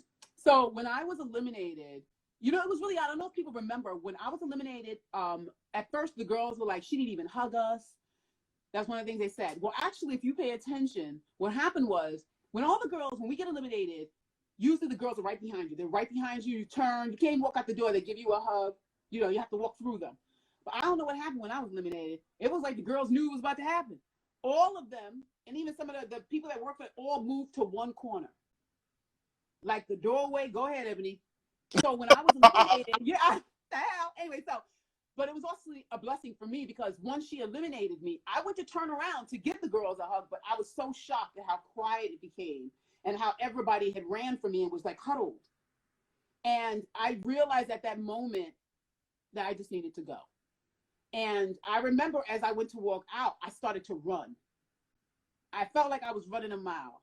Because remember, to get back, we have to go like 3 flights up. Because remember where we're living, and then they take like 2 to 3 floors down. So nothing was just get the elevator. It was like, so I kept thinking to myself, once I walked out of the door, as soon as they said, I went to say bye, I'm like, oh God, these girls are scared of me. So I went to walk out and I just started running up the stairs and I literally collapsed in tears. Hold on, let's stop right now. One of my new fairy godmothers, Mr. J. Manuel, is in the motherfucking building. We're going to give the D. Look at him, little sexy self. Look at him. Because next time model fucking Dee. Everyone say hi to Mr. J. And Manuel. JJ. Now that Jay is here, I was rewatching it. Jay, you are a messy queen who was reading the girls. Jay was. I look out. I meant to text Jay last night. He told that bitch. I mean, so what are you gonna do? Are you just gonna go back home and go to work at Burger King? Wait, I loved it. When he said that, I almost. Let me tell you something. I had to hold on. At Burger King? I had to hold on. You gonna work at Burger King? Now, if that was me sitting right there, because people think, you know, I have been many places, done many things. I went to Morehouse College. Yes, I'm a nerd. My black ass would have cussed Jay ass out so motherfucking bad. I mean, you know what I was thinking when he said that? Burger King? You're gonna go to Burger King. I mean, what else you gonna do? But wait, I want to tell you, sitting right next to him when he said it. Wait. Get her! That was a read from heaven. Fierce. Wait. I was sitting there because I had lost the competition. I wasn't even thinking shade. When I was doing the makeup competition, the shade they had in my bag was one shade off, and I was scared out of my mind. Like, oh God, they're giving me the wrong shade. Now I'm gonna look light skinned. I was in my own world. So he snapped me out of it when he said that time. And all I kept thinking was, ooh, here go the angry white girl. And I was waiting for her to really, you know, and she did. She gave her like, wait a minute. But yeah, he gave it. And that was a good reality check. So in talking about, let's segue right fast to the judges. I'll take a break from asking the fan questions. And this is no shade to Jay. It's cycle 1. It's over 20 years ago, but that's right. We're just asking questions in context. I know Jay, like you just said, amongst other judges, were like, you know, Ebony's skin, Ebony's demeanor, Ebony's this, Ebony's that. How was it being in this environment? There's no blueprint. There's no, you are in this moment creating what will become the template for it, being who you were, looking how you looked, hearing those type of critiques about things about yourself that make you look positive. I think what people didn't understand was this. I was so excited about hearing critical opinions. I was thirsty for it. And that's what I was so disappointed with, I think, the judges, because I felt like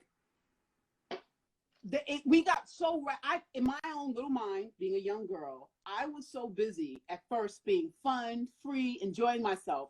And then the creep up of reality started to hit me, thinking about the way I'm going to be presented as a Black woman, starting to see the little things that are not right that are happening around me.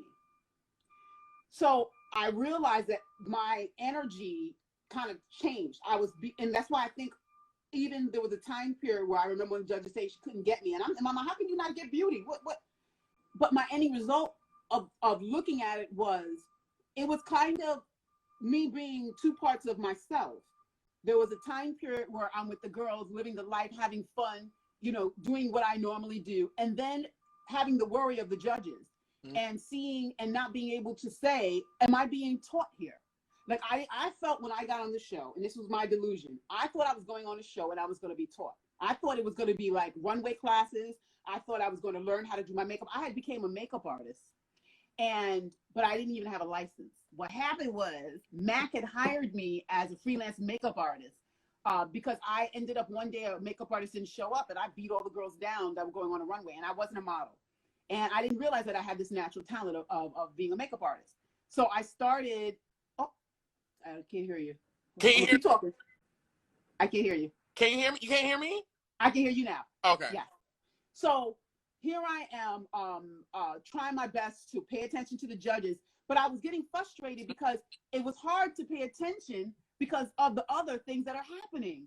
It's like I'm so thirsty to learn and so excited, but I knew that they were wrapped up in their own dreams. They were wrapped up in being the first show, getting everything perfect, that I think there was just this misconnection somewhere. And I felt like that I wanted more of a connection. Like when I work with the photographers, they all love me. When it was, like use an example, I have dyslexia. I'm high functioned, you wouldn't know. But whenever I get a script or anything, I have to read it ahead of time so I can prepare myself. So there were certain situations that occurred that I felt like judges couldn't really get to know my real character because of other situations that occurred. So it was kind of a little difficult for me to judge the judges then. Like even thinking about Jay, when he sounded all this stuff, me watching that later, I can look at it now and be a little confused, but also recognize that maybe they were looking for somebody younger than me, you know. But the whole point of what I'm saying is that I felt like I couldn't have that connection because of so many things that were going on. Yeah, does that make sense? That makes sense. Let me ask you this. Now I'm gonna go into the skin because we got to touch base on that. But go ahead. So I want to know your thoughts because I feel like girls who walked in the show who knew who they were and things that they would not accept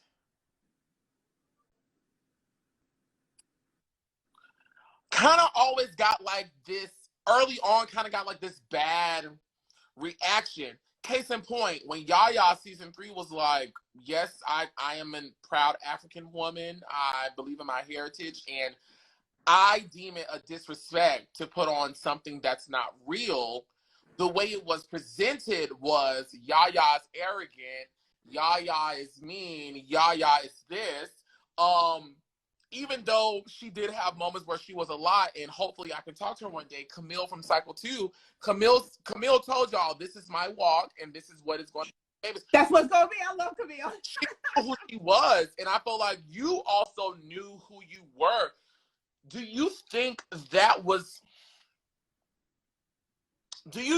type of woman was an issue for the dynamic that top model was trying to? Absolutely. I don't mean to cut you off. Absolutely. I think it's an issue for the whole world. I don't think it's about little old top model. You know, the truth is that, especially in America, when it comes to showing powerful women without thinking about culture or religion, that's already an issue. You know, there is a big issue with sexism and a big issue with women just authentically wanting to be beautiful and look for it within themselves and being okay with being powerful. I think that's something that's a collective issue. And every country is dealing with it at a different level. Yes. So I think when we break down the stem of it and go to the root, there are many layers. Now, what I can tell you about my episode especially, and with me and being 2003 and being Ebony on the show, you know, I've always believed that I represent all of the women in America. I believe that I represent the name of our true name. We can call ourselves African American, cocoa brown, light skin, whatever you want to call yourself. You have the right to, and nobody should tell you what to call yourself. But originally we were called Ebony and Ivory. And there are many writings, thousands of the name Ebony, but for some reason, there have been gaps in educating people on the meaning of the name. So I believe that in America, and we're working on it, and we hope to continue to grow, I think that all the girls that seem to be okay with being in their skin And when they had to deal with this combative energy of no, no, and there were things about us that were just perfect, that who would want to change? And I love that. I love the fact that I, as a young girl, was intuitive and connected to my power and knowing that I want to grow and I'm not going to sit down. I'm going to speak. This is innately how my ancestors and my people and how we educate, how we express our views. And I think because we're in America and the country is more organized and ruled by an ivory system, that the ivory women aren't necessarily looked upon as and trained to be powerhouses, to speak their mind. We're not saying that that's not happening now. We're not saying that all of us are changing and growing. But with the Black woman, and you look at our history, we are used to taking care of the community. We are not just physically and spiritually powerful, but we are embodied with wisdom, and we're here to share that. All of women of every culture has a different talent and a gift to give this world. I think what makes it so so disturbing and so and lack of organic is when you try to take an organic character, a person, and who they innately are, and try to change that. It doesn't make sense to all of us, and that's where we get this unbalanced feeling. So yes, I think that the girls on all of the episodes of Merc Model, especially the Black girls, when they were secure within themselves and were willing to learn and grow. Like I think Yaya, I feel as though we have to be careful because a lot of us, we're artists, we're this, but it doesn't mean we know how to articulate the way we feel. For myself, I knew that I had the ability to do that. My vocal cords are used by the creator. I can speak it and shout it and inspire an audience of 1 billion people. And to be able to connect to the vibration of what everybody needs to hear and to be an audience of 1,000 people takes a specific type of talent. So to ask Yaya, who was really a main actress, that's not her thing. She's not out there doing speeches. And I think that she might not have known how to express that. And I don't think that because people are running in this ignorant sense and not taking out the time to educate themselves, why would, in 2003, this young lady want to present her culture? Why is that so passionate for her? Why should anybody disrespect that? Why wouldn't we embrace that and say, you know, that is a part of your beauty, but here goes this modeling world, and today we're going to do your hair this way. We think that's beautiful. Let's see how we can incorporate your natural beauty into this form of beauty that we're creating, because modeling is being an artist. It's changing your hair. I'm all for it. And I think that that's where it came in. And I understand as a young person, she probably was frustrated. I probably would have worn my African dashiki too, every day, you know, so I just think, you know, and I want to answer more questions. So please, I can go on. Please, let's go to the next. Okay, speed round, because I'm only going to keep you for like 2 more minutes, okay? Okay, so when you got eliminated, did you go back? Did you go home or did you have to stay sequestered in a hotel? Well, I was sequestered overnight, and it was magical, y'all. So it was scary and magical. Why? So when I was eliminated, I didn't know what was going to happen. Now, I had heard that one of the girls that was eliminated, she lived far away, so she got to stay the night. But really didn't know what was going to happen. I just assumed that I would go home. So any result, here I am running up the stairs. I start crying, and all the staff that kind of, I think is an interns and stuff, they come up to me, and they're in tears. And they're just reminding me, you're going to get so many opportunities. And I stopped crying because I knew that it was going to take time before I got opportunities. So I didn't know what was going to happen. And then one of the producers said, okay, get your stuff, pack your stuff up, and we'll meet you in front. So it literally was right in that moment. I can't see you. Hello. You can't see me? Are you looking a little dark? I think you're giving me mystical, honey, about to light some candles. Oh, no, I'm listening. Listen, I'm I got right now. This so all in. Yeah, so any result, I thought that I had to leave that moment because they didn't give me an answer. But they said, get your stuff. And I'm like, okay, let me go. So I go upstairs as I'm listening to the staff tell me I'm going to be such a success and stuff. And I knew that it was going to take time for the world to catch up. Okay. To even being able to see me. Yeah. So I go into the bathroom. I lock the door because everybody's following me. And I make a phone call. And you guys saw that I'm calling my girlfriend, come and pick me up. She didn't get the message right away. She got the message like 5 hours later because she was at work. And the staff said to me, okay, well, we're going to have you stay in the hotel for tonight, and then you got to go. And I was like, okay, fabulous. And that was it. So I go to the hotel room and waiting, you know, trying to hold myself together, waiting for my partner at the time to come and meet me. And about an hour after I'm eliminated and I got my stuff in the room, before I left all the girls little gifts. So that took a few minutes. And when I go back to the room, I'm there for like an hour. Tyra and her staff, I guess, they knock on the door. And she comes in. Now, the show's over, y'all. So I'm not interested in nothing. And the thing about me is what I loved about it is that I don't care if you're Oprah. I don't care who, because we are all, I believe, great creators in this world. And we're all beautiful, and we all are equally beautiful. The difference is our choices and how we handle life. But at the end of the day, all of us could lose ourselves. Yes. So when Tyra she came into the room, huh? Hey, Miss Ebony, what happened? So I'm sitting in the room, honey, and she came in and she was like, so Ebony, I just wanted to talk to you. You were crying. And I just looked at her with that crazy black look. And, you know, she didn't know what else to say. And she said, well, you know, I don't even remember exactly what she said, but I just like went to cut her off. And I was a little stern. And I think I said something like, I don't even know what I said. Something like, okay, absolutely. Yes. You know, because I knew that she didn't understand at that moment the value of how many people were going to be affected about me being eliminated. And I wasn't sure what she was going to show, because I remember her saying the thing about my skin. And I was just thinking in my heart, she's not going to show that, because that would be detrimental. She's not going to know. That's not going to happen. Gasoline and all that. Yeah. So, and that was it. And then the next morning, my girlfriend came 2 hours later. They had a therapist come in just to make sure you're alive and you didn't jump off a bridge. They had given me some money to get my passport, and I had held on to it for 2 weeks just in case they were going to help me, but they had decided not to. So I gave the therapist back the money. She looked at me like she was shocked, and that was the end. And then the next morning I went, my girlfriend drove me home, and we only lived about an hour away. So. You went back to your life? Huh? I said you went back to your life? Yes. And then, so how soon after did the show come out? Like from film? About, like literally 3 weeks. There was it literally, bam, the show was shown. It was, the first episode was amazing. They presented me beautifully. I mean, it was, I had people, it was amazing. The show came out. I've only seen Tyra one time, and that was the after the first episode came out. My friend thought somebody was stalking me, and it was Tyra in her car, or her driver or something like that, and a group of people. And I was so happy because I knew it was a moment for us to connect before we move forward. But I guess the universe, or through choices, didn't happen. So the show is aired. The first episode came on. Here comes the second, and now I'm worried.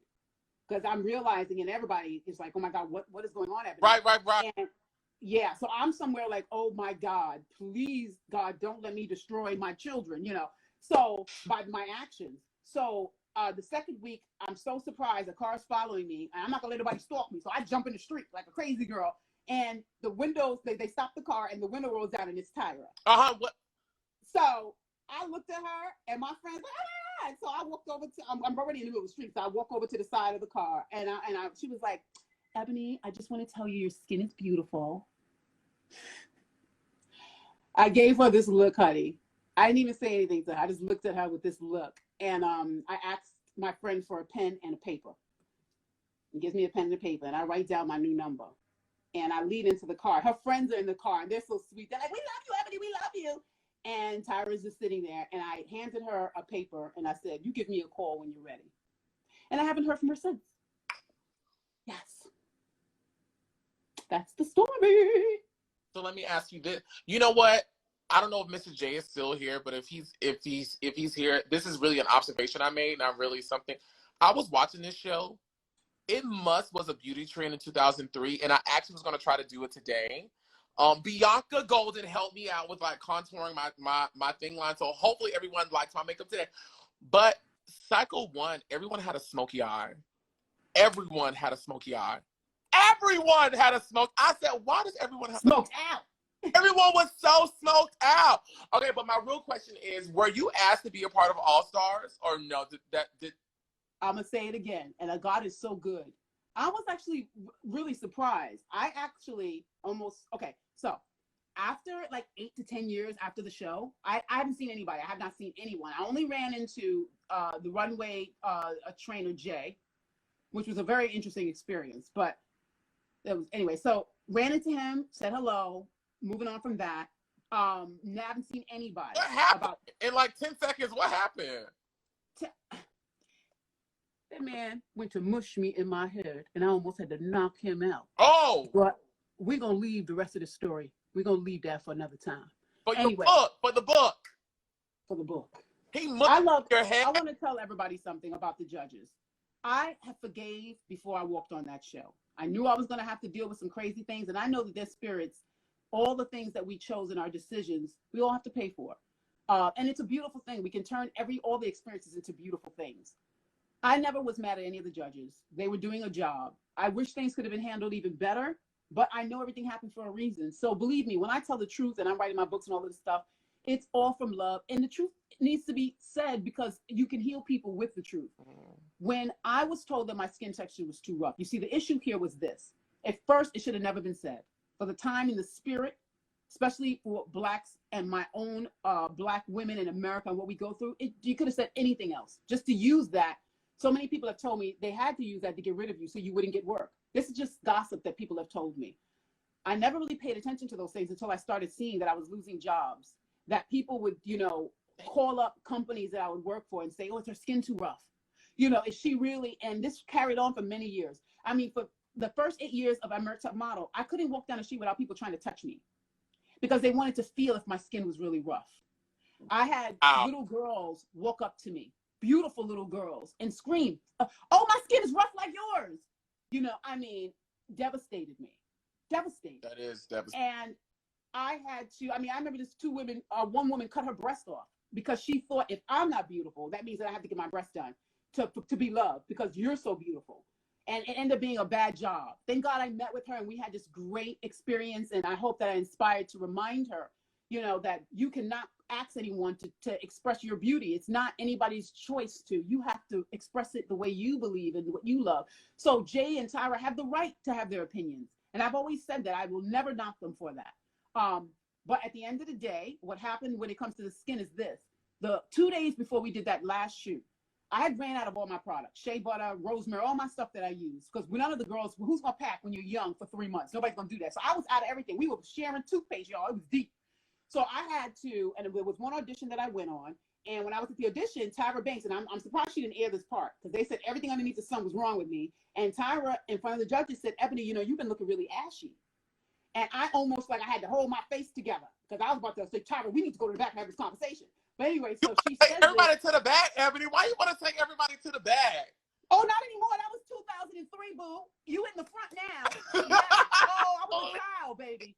I was taught that I had to earn that respect. So, that was woo, woo, woo, woo. Don't worry, opportunities will happen. We'll give you the essence of Ebony, God willing. But moving on. So here I am, and I'm not going to look, I don't want to look like this angry person. This person is giving me an opportunity. So Tyra, here she went in front of me. She says, Ebony, you're looking really ashy. So, honey, I still gave her sister. I turned to her and gave her that face, and I said, Tyra, can you let me go to Harlem so I can get my products? I said, because this little Vaseline is not working for me, something like that. So Tyra and all of them started laughing. And because we were kind of quarantined because the show was a secret.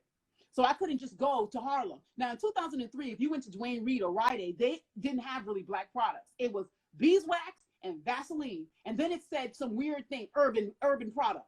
So to really get the products that I use, my skin is sensitive, I have to go and get my natural products. So what happened was I had to use the Jergen or whatever, I don't even know what's called, J something, lotion for the hotel. And the lotion for the hotel started to irritate me. Now, my skin was never rough. You could watch the show and rewind it and blow it up all you want to. And I knew that because I would have said something. So I actually, the day before I had to do it, the day we were doing the photo shoot, I had went to Tyra and I had brought a little picture of me. And I was like, Tyra, I said, my skin is always flawless, I said, but I think it's because of these products. So I didn't have to say anything because I still look flawless. But when you're doing photos and you have any type of irritation, the photographer cannot be very good at editing. And if you have a pimple even, it could look crazy. So that's the reason why I wanted Tyra to know that I'm very intelligent. And I didn't want her to waste money on doing a photo shoot if I could be last or if she could let me go and get my products. Now, they didn't let me go to Harlem. I ended up going to Rite Aid. I had to get a clipper because they jacked up my hair, so I had to cut my own hair. And then I had to get skincare products. So my point is that they didn't even have what I needed. They had this new jelly type of Vaseline at that time that wasn't good for my skin. So my skin was never rough, darling. But I did confront Tyra because when you're flawless, you're used to that. So ending result, I was absolutely surprised. Absolutely surprised she chose those words. I felt like, at that time I had wished she would have said, your skin is not to par, get it together. Even if she would have said that and not told anybody that I'm in quarantine and I can't get my products, but just the whole skin too rough, that to me, I don't really know where that came from. I don't even need a personal apology, but that I hope gets redemption. Because the one thing about our ancestors and our people is our skin is so healable and it's so magical. Who knows? So question, quick, because I'm only gonna keep you for like 2 more minutes because I have a question that I know you're gonna carry. So I want to give you time. I'm not gonna carry you. You ask me the question, I'll answer it. Okay. Go right ahead. My question is, so are you saying you were not called for Cycle 17 All-Stars? You were not called? I wasn't called for anything. I've not heard. I'm very easy to find. I have had the same email. You can find me on Instagram since it's been out. I don't know. I've had other people try to give me opportunities and said that they looked through Tyra, but they never were able to contact me. But no, I would have loved to be on those opportunities. I'm here. So my next question is, second to last question is there like any other tea that you want to tell me or share with me that happened during this time? Because like I said earlier, this is the first cycle. So I know like nobody knew what they were doing. Like Jay says that in his chat. He was like, cycle 1, we didn't know what we were doing. Like we were just out as we were going. I read his book. And I could get the sense of like they were just figuring out. So like, is there anything that happened behind the scenes outside of like what you shared earlier about the postcard you get in the postcard? Is there anything else that happened behind the scenes that you want to tell the people?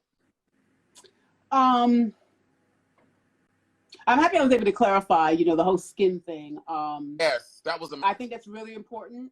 Still, the words are just not acceptable. I can tell you one thing that I loved, and I'm going to really give kudos to Mrs. Dickenson because I know that she went through her own modeling experience, being one of the first models when modeling became very popular. Mm-hmm. And when they had made the comment about my skin, I wanted to give her a big hug.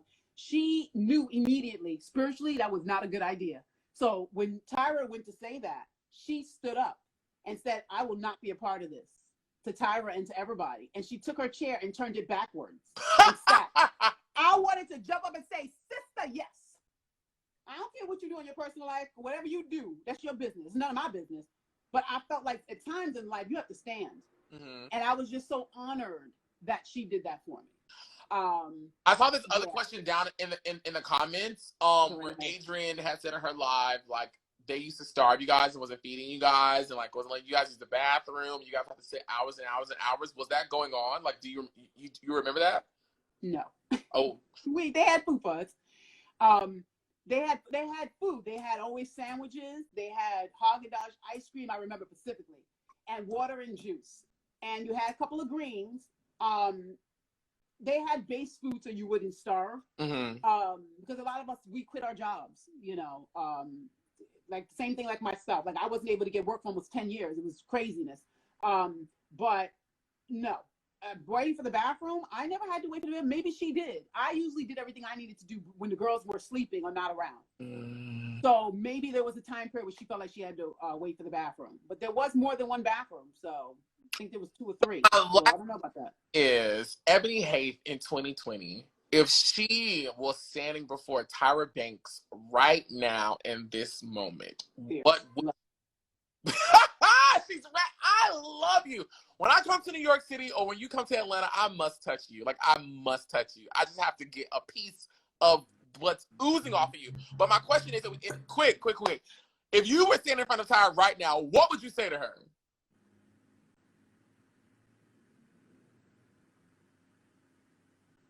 I think I would really tell her on 2 things. I think, right, my heart said I would tell her I love her.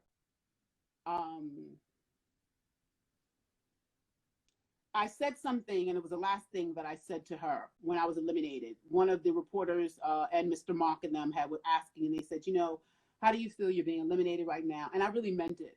And I said, the thing that saddens me is that Tyra Banks was never able to really see me. And I felt that way in the same way I feel like when we think about ignorance with other cultures and seeing your beauty, your presence, or whatever you bring forward.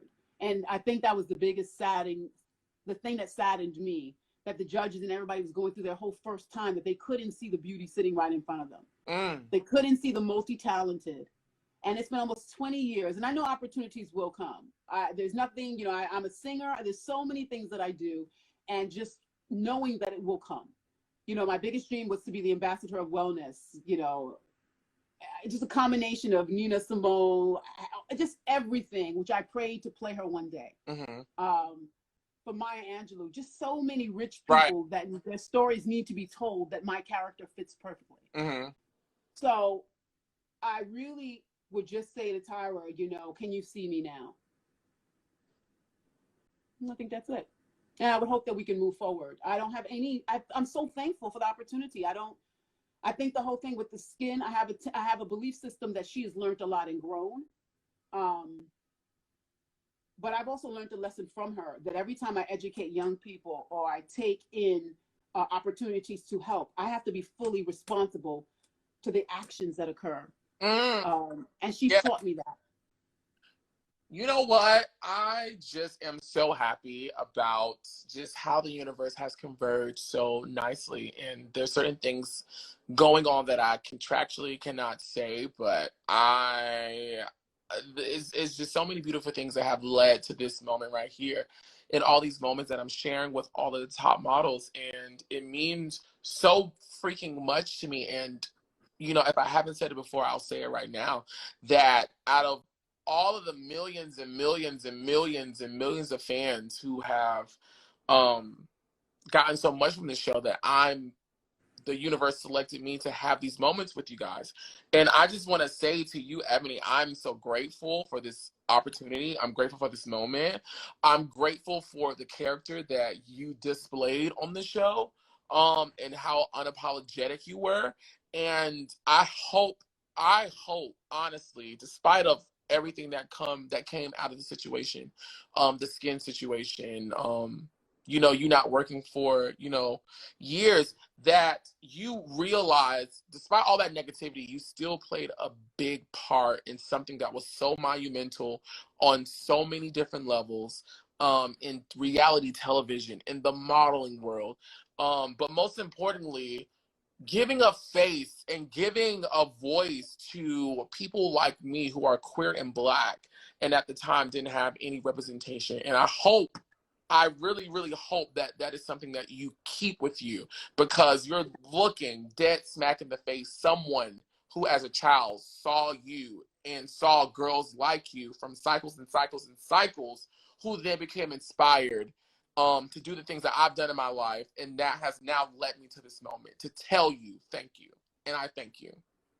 Well, I thank you as well. You know, there's that old song, I've got this love, I've got this love on my soul. And when you have love on your soul, there's nothing that's going to stop you. Mm-hmm. I'm honored that I was able to inspire people. And I pray to continue to do the same. And I'm just so happy that I was that gay girl that was able to, you know, embrace who I was and am. And I knew that needed to be seen in 2003.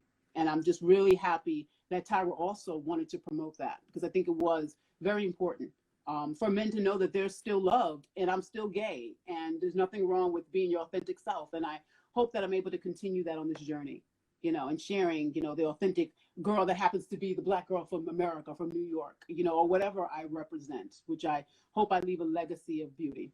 You know, that's really my goal. And it's just sad sometimes that that's a struggle in this journey for the Black girl, that it's not freeing. And it's a free right to be beautiful. It is. It's a free right to sing because you feel like singing, to dance, to show your talents because it's something that you were given as a gift. Mm-hmm. And I can't let anybody dilute that. So I'm just going to keep trying to be myself and have fun with life, you know, and it's very easy.